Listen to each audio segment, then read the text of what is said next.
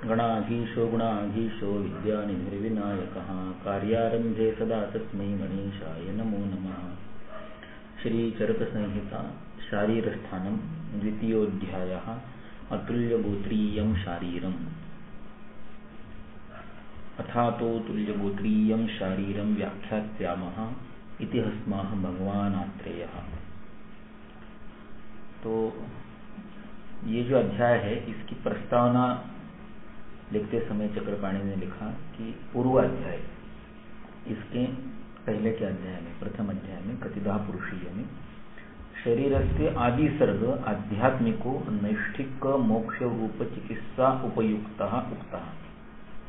तो ये आदि सर्ग का मतलब क्या है कि सृष्टि में ये मानव शरीर सर्वप्रथम कैसे निर्माण हो। आदि सर्ग जैसे ज्वर वगैरह के अध्याय में आपको आदि उत्पत्ति महेश्वर प्रभवः ज्वरः या गवाम उपलम्भः कृता अतिसार, ऐसे आदि सबसे प्रथम उत्पत्ति कैसे हुई। तो ऐसे मानव शरीर की प्रथम उत्पत्ति किस कारण से किस प्रकार से हुई, और वो जो एक विकृति है त्रिगुणों के वैषम्य से ये सारा हुआ, तो उसकी चिकित्सा क्या है। तो नैष्ठिक मोक्ष रूप चिकित्सा, नैष्ठिक चिकित्सा जो मोक्ष का प्रणयन करती है उसका सारा विवरण पहले अध्याय में हुआ। अभी इस अध्याय में व्यावहारिक स्तर पर आ गए कि गर्भ की उत्पत्ति कैसे होती है, यानी सामान्य लौकिक व्यवहार में शरीर की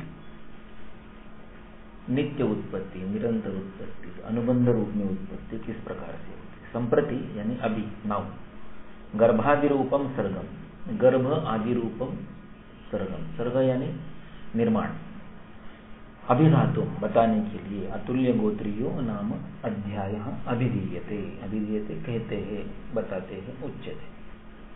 प्रथम श्लोक अतुल्य गोत्रस्य रजक्षयांते रहो विसृष्टं मिथुनीकृतस्य किं स्यात् चतुष्पात् प्रभवं षड्भ्यो यस्त्रीषु गर्भत्वमुपैति पुंसः।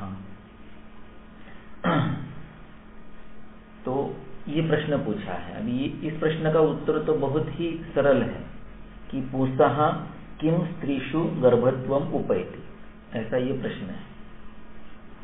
उपैति यह इसका क्रियापद इस वाक्य का। किम उपैति, तो उसका उससे उत्तर चाहिए किस प्रकार से उपैति। गर्भत्वम उपैति, पुरुष का ऐसा क्या है कि जो स्त्री में गर्भ के रूप में उपस्थित होता है या रूपांतरित होता है, ऐसा प्रश्न। इसका उत्तर तो सभी को ज्ञात है कि पुरुष का शुक्र जो है वो स्त्री के अधिष्ठान में गर्भ के रूप में उपस्थित होता है या रूपांतरित होता है।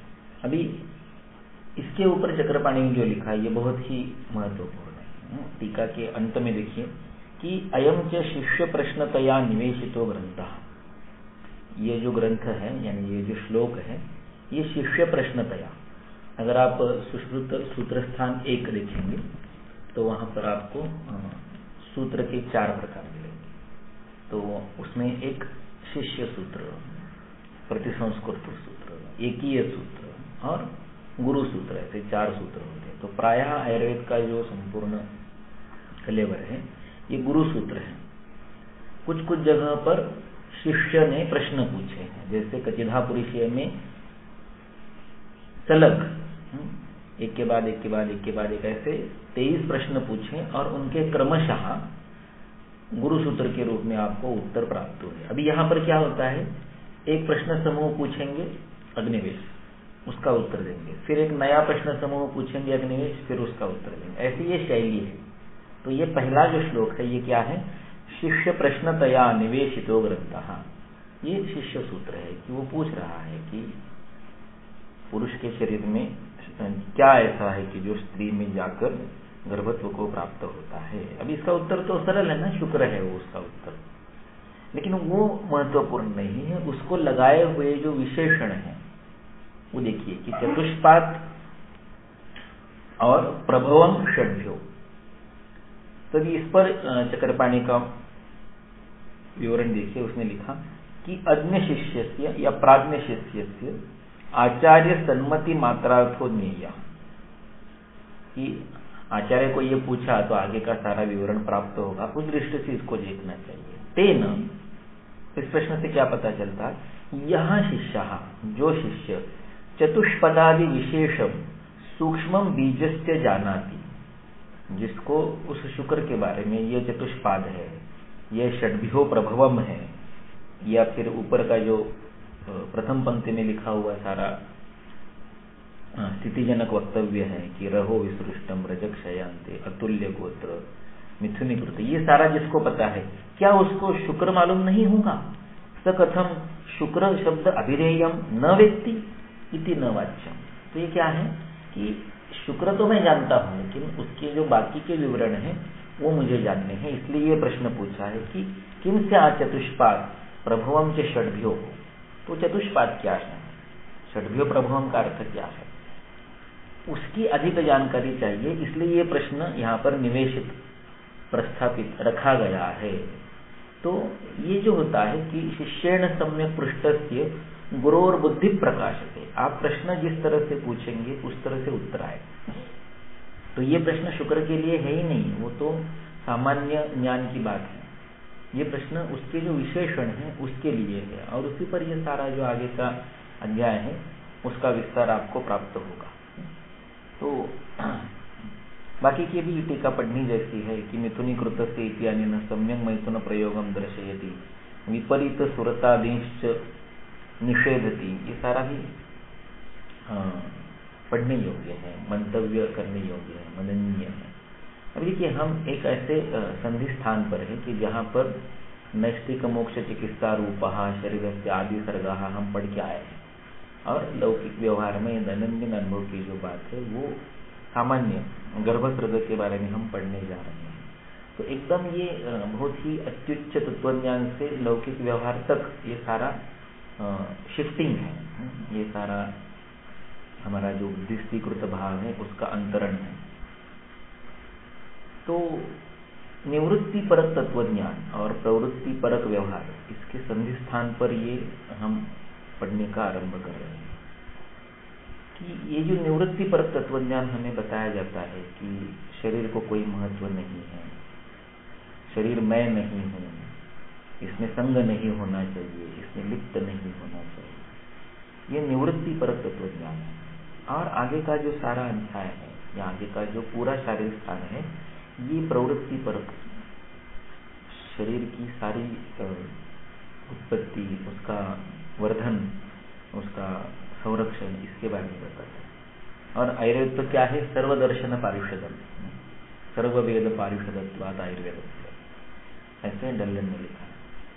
तो आपको चार्वाक का जो तत्वज्ञान है कि भाई शरीर ही आत्मा है, ऐसे भी श्लोक चरक में मिलेंगे। चरक का जो शोष निदान का अध्याय है वहां पर कि सर्वम अन्यत परित्यज्य शरीरम अनुपालये तदभावे ही भावानां सर्वाभाव शरीरनाम, जान है तो जहान है, ये जो हिंदी वाक्य है इसका ये संस्कृत मूल वाक्य है कि तदभावे ही भावानां सर्वाभाव शरीरनाम, अगर शरीर नहीं है तो कुछ नहीं है, जान है तो जहान।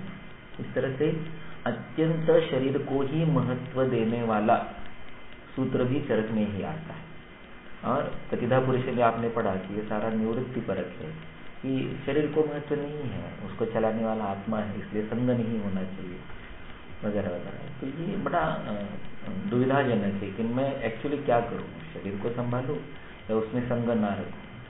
देखिए ये दो विचित्र स्थितियाँ हैं कि पहले हमारे जो सांस्कृतिक व्यवहार हुआ करते थे वो चतुर्वर्ण्य और चतुराश्रम इस पर आधारित है। चतुर्वर्ण पर बात करने का ना ही ये समय है ना ही ये व्यापक है, उसको छोड़ दें। हम चतुर आश्रम इस प्रकार से जीवन यापन करते थे। तो उसमें ब्रह्मचर्य आश्रम था 25 साल तक, 25 से 50 तक गृहस्थ आश्रम था, उसके आगे वानप्रस्थाश्रम था, और उसके आगे भी जीवित रहे तो संन्यास आश्रम था। तो ये जो संग परित्याग है, ऐसा नहीं है कि आप निवृत्ति पर हो, आपने कर्तव्यों की पूर्ति करनी है।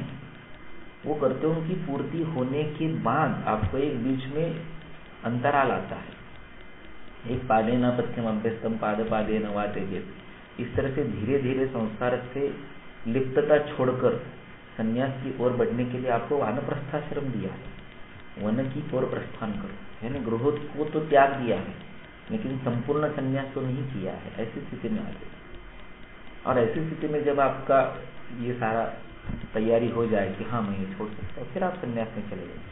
ऐसी सारी स्थिति वो सारा छूट चुका है।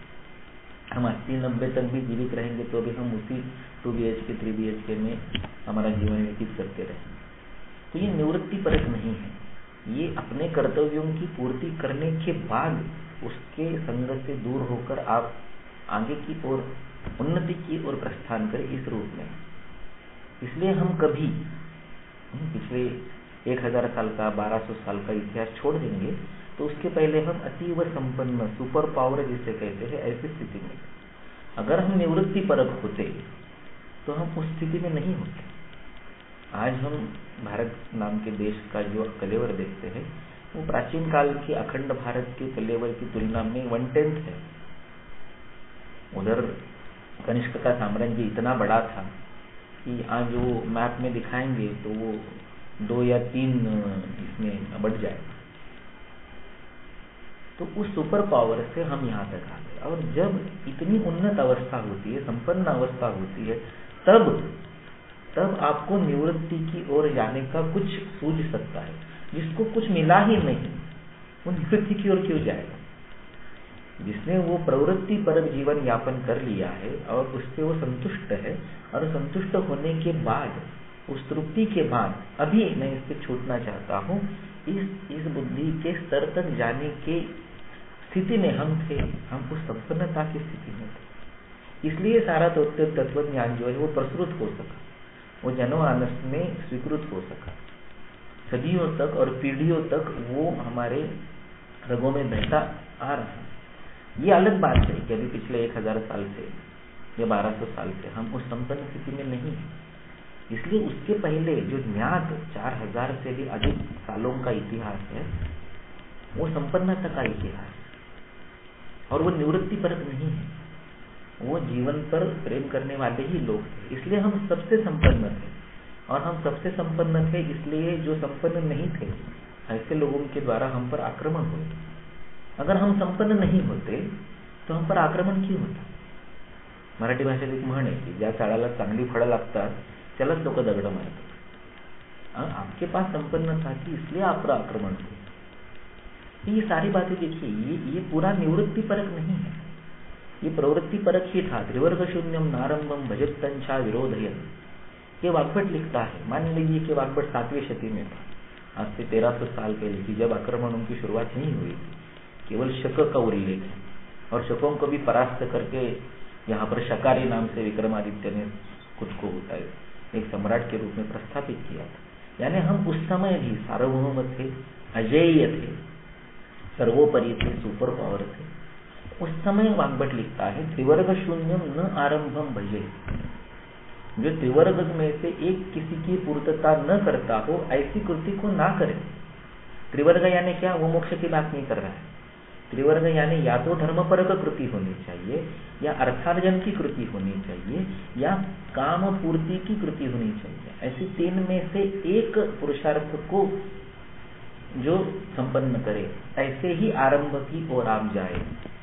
इन तीनों में से किसी की भी पूर्ति ना हो रही हो ऐसे कृति को ना करे, ऐसे वाग्भट लिखता है। यानी इतनी प्रवृत्ति परक जीवन का उपदेश वाग्भट के काल तक हो रहा है, और उसके पहले हम ये पढ़ रहे हैं कतिधा पुरुष। यानी वो संपन्नता जब होती है तो संपन्नता के बाद ये विचार आ सकता है कि मैं निवृत्ति की ओर जाऊं। जिसको कुछ मिला ही नहीं वो तो पाने की ही धुन में रहेगा ना। इसलिए इस प्रकार का तत्वज्ञान जो है वो आपको दुनिया के किसी भी कोने में नहीं मिलेगा। गौतम बुद्ध क्यों सब छोड़ के जाने के लिए तैयार हुआ? क्योंकि वो एक ऐसे मुकाम पर था कि जहां पर उसने दुख देखा ही नहीं था। आत्यंतिक लौकिक सुख की परम सीमा पर उसको ये विचार आया कि नहीं, ये उचित नहीं है, इसके परे जाना चाहिए। उसने वो 4 दुख देखे और उसको लगा कि नहीं, इतना सुख होने के बावजूद अगर जीवन में ये दुख आ सकता है तो इससे मुक्ति का उपाय ढूंढना चाहिए। अनलेस एंड अनटिल आप उस संपन्न स्थिति में ना हो तब तक आपको ये वृत्ति हो ही नहीं सकती कि मैं निवृत्ति पर कुछ विचार करूं। जैसे मैं कहता हूँ, ये कहना अलग बात है पैसे को इतना महत्व नहीं होता है, पैसे के पीछे दौड़ना नहीं चाहिए। ये उसने कहना है जिसने पर्याप्त धन प्राप्त किया है। जिसके पास अभी कुछ है ही नहीं, वो ये कहने की जरूरत नहीं करेगा, उसके साथ ये साहस नहीं होगा कि पैसे में कुछ नहीं होता है। अरे पैसे में बहुत कुछ होता है, पैसा सब कुछ नहीं है, ये बात सही है, लेकिन पैसा बहुत कुछ है। और जब आप उस ऑप्टिमम लेवल तक जाओगे तब आप ये कह पाओगे कि पैसे के पीछे नहीं दौड़ना चाहिए। वैसे ये स्थिति है कि हमारा जो दार्शनिक तत्वज्ञान है ये निवृत्ति परक नहीं है, ये प्रवृत्ति परक है। और आपकी प्रवृत्ति से आपके तीनों कर्तव्य पूर्ण होने के बाद उस संपन्न स्थिति में, उस कर्तव्य परायणता के पूर्णत्व की स्थिति में आप अलिप्तता की ओर, निस्संग की ओर प्रवास करें। इस दृष्टि से ये सारा लिखा गया है। ऐसा नहीं है कि निवृत्ति परक है। हमने जीवन पर बहुत प्रेम किया, इसलिए हमारे यहाँ पर वो संपन्न स्थितियाँ आज भी दिखाई देती है। 3-4 सालों के बाद भी वो जो वास्तु है वो उस संपन्न काल का आपको द्योतन करती है। इसलिए तत्वज्ञान की ओर ऐसा मत देखिए कि निवृत्ति परक है, नहीं, ये प्रवृत्ति परक है और वो सर्व सामर्थ्य सर्व संपन्नता के बाद आया हुआ है, इस तरह से अभावात्मक नहीं है। अस्तु, आगे अभी दूसरा क्या होता है कि आत्यंतिक संपन्नता की स्थिति में संघर्ष का जो एक अंदर एक स्फुल्लिंग होता है, संघर्ष करने की जो प्रवृत्ति होती है उसकी आवश्यकता नष्ट होती चली जाती है। और फिर ऐसी स्थिति में आपका जो है वो तेजक्षय होता है और आप टेकन फॉर ग्रांटेड चलते हो कि ऐसी ही संपन्नता चलती रहेगी और आप उस संघर्ष के लिए तैयार नहीं होते हो। और ऐसी स्थिति में जब आक्रमण होते हैं और आप उन संघर्षों को तैयार नहीं हो, तब आप परास्त होने की स्थिति में आते हैं। शायद 1000 साल पहले, 1200 साल पहले ऐसे हुआ होगा कि हम इतनी संपन्नता तक पहुंच गए थे कि हमें वो आवश्यकता ही नहीं था कि हम उस ग्रांटेड स्थिति में थे कि हमें कौन हरा सकता है। And then it started the downfall which is continuing till date. अभी ये दूसरी स्थिति में बताता हूँ, ये छोड़ दीजिए हिस्ट्री क्या है, इस अध्याय के संदर्भ में क्या है। इस अध्याय में आगे आपको 6 षंड मिलेंगे। इस आगे के अध्याय में 7-8 श्लोकों के बाद आपको चरक में 8 प्रकार के षंडों का उल्लेख है और सुश्रुत में 6 प्रकार के षंडों का उल्लेख है। देखिए, षंड अलग है, क्लैब्य अलग है। क्लैब्यों का उल्लेख चरक में जो आता है वो चरक चिकित्सा 30 में आता है और यहाँ पर जो आता है ये 8 प्रकार के षंड है। सुश्रुत शारीरिक 2 में 6 प्रकार के षंड है। षंड कहिए, षंड कहिए। अस्तु, ये क्यों आया? इसका कारण ये है जो मैंने आपको प्रस्तावना कि आत्यंतिक संपन्नता की स्थिति में एक्साइटमेंट समाप्त हो जाता है, मोटिवेशन समाप्त होता है। इसलिए देखिए, किसी रिक्शा वाला का बेटा होता है, वो बिना किसी रिसोर्सेस के IAS की परीक्षा को क्रैक करता है। किसी घर में बर्तन मांजने वाली एक वो जो मेड होती है, उसकी लड़की जो है वो जी जान से प्रयास करती है और वो किसी दुष्कर परीक्षा को क्रैक कर जाती है। इसकी न्यूज होती है। ऐसा क्यों होता है? Because they have that passion to come out of their poverty, to come out of their unprivileged condition. आत्यंतिक संपन्नता में ऐसा होता है कि देयर इज नो मोटिवेशन, मैं किस लिए संघर्ष करूं। और फिर वो एक्साइटमेंट खत्म होती है, फिर वो पराक्रम खत्म होता है, फिर वो आक्रमण, एग्रेशन खत्म होता है। Because you have everything. अगर आपके पास सब कुछ है तो आप किसके लिए संघर्ष करोगे? तो एक अत्यंत उन्नत संपन्न स्थिति में ये जो संघर्ष की बात है, आक्रमण की बात है, ये समाप्त होती है, वो एक्साइटमेंट समाप्त होती है। और इस कारण से वो क्लैब्य आता है, वो षंड आता है। आज हमें लगता है कि क्या ये लोग फोन देखते रहते हैं, ये पोर्नोग्राफी कितना नैतिक अधःपतन है। कहाँ शुरुआत हुई इसकी? भारत में हुई? नहीं। साउथ ईस्ट कंट्रीज है उसमें हुई? नहीं। मिडिल ईस्ट में हुई? नहीं। यूरोपियन और अमेरिकन कंट्रीज में इसकी शुरुआत हुई। क्यों हुई? क्योंकि जिस अत्यंतिक संपन्न स्थिति में हम थे कई साल पहले, कई शतियों पहले, उसी अत्यंतिक संपन्न स्थिति में ये 2 कंट्रीज है या ये 2 रीजन्स है, यूरोप और नॉर्थ अमेरिका। कि जहां पर ये पोर्नोग्राफी की शुरुआत है। आत्यंतिक संपन्न स्थिति की वो मोटिवेशन ही नहीं, वो संघर्ष ही नहीं प्राप्त करने के लिए, वो एक एक्साइटमेंट नहीं है। तो शुक्र नाम की जो नवनिर्मिति की